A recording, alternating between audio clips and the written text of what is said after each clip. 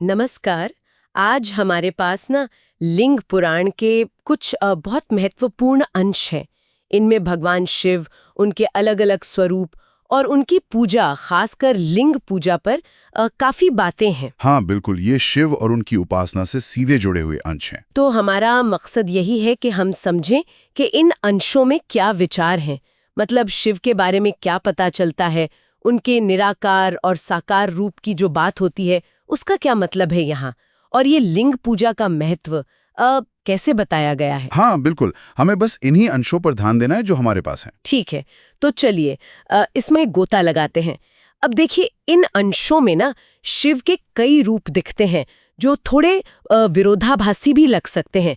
जैसे वो सृष्टि भी करते हैं और संहार भी।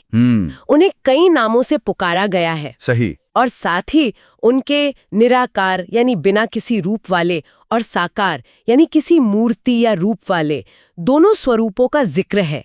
ये थोड़ा कंफ्यूजिंग हो सकता है। हाँ, पर यही बात इसे दिलचस्प बनाती है। असल में ये वर्णन शिव को परम तत्व के रूप में दिखाते हैं।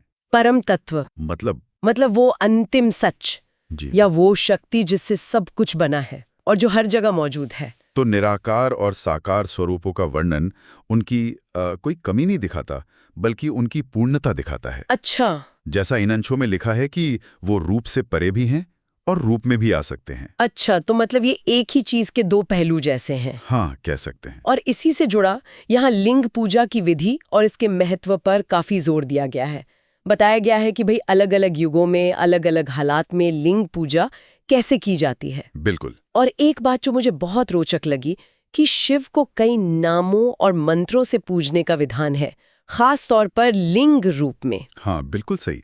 इन अंशों के अनुसार लिंग पूजा जो है वो शिव के निराकार स्वरूप से जुड़ने का एक मुख्य जरिया है। निराकार स्वरूप मतलब जो किसी रूप या गुण में बंधा नहीं है। हाँ, वही वो स्वरूप जो हर आकार, हर सीमा से परे है। और लिंग को यहाँ सृष्टि का मूल स्रोत माना गया है। सृष्टि का मूल स्रोत। अच्छा, तो क्या इसका ये मतलब है कि लिंग पूजा निराकार ईश्वर की ही उपासना है, और फिर जो साकार मूर्तियां हैं उनकी पूजा का क्या स्थान है इन अंशों में? देखिए, ये अंश लिंग पूजा को निराकार उपासना का एक प्रमुख रास्ता बताते हैं, और साथ ही ये संकेत भी देते हैं कि ये उपासना ज्ञान, भक्ति और कर्म, इन मार्गों से भी जुड़ी है। अच्छा। और इसमें यह भी वर्णन है कि कैसे अलग अलग देवी देवताओं ने भी शिवलिंग की पूजा की, तो ये इसके महत्व को और बढ़ाता है। हाँ, ये तो है। जहां तक साकार और निराकार का सवाल है, तो ये अंश उन्हें एक दूसरे का विरोधी नहीं मानते, बल्कि लगता है कि वो एक दूसरे का पूरक हैं। लिंग पूजा उस परम तत्व की तरफ इशारा करती है जो हर रूप से परे है। और साकार रूप?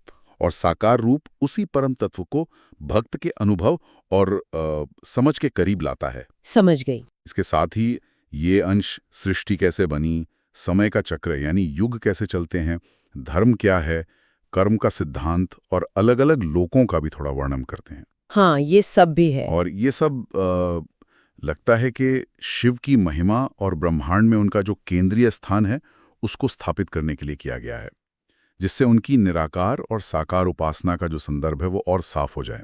तो इस सब का निचोड़ क्या निकालें, अगर संक्षिप्त में कहना हो? हाँ, संक्षेप में कहें तो लिंग पुराण के ये अंश शिव को एक बहुआयामी मतलब मल्टी डायमेंशनल सर्वोच्च शक्ति दिखाते हैं, जो निराकार भी हैं और साकार भी। और लिंग पूजा? और लिंग पूजा को उनके निराकार यानी उस परम तत्व वाले स्वरूप से जुड़ने का एक बहुत महत्वपूर्ण और मौलिक तरीका बताते हैं। इससे ना एक महत्वपूर्ण सवाल मन में आता है। क्या? कि इन स्रोतों के आधार पर यह सोचना दिलचस्प है कि निराकार यानी लिंग प्रतीक और साकार यानी मूर्ति, इन दोनों की उपासना पद्धतियां भक्त के लिए कैसे काम करती हैं, मतलब एक दूसरे के साथ कैसे चलती हैं।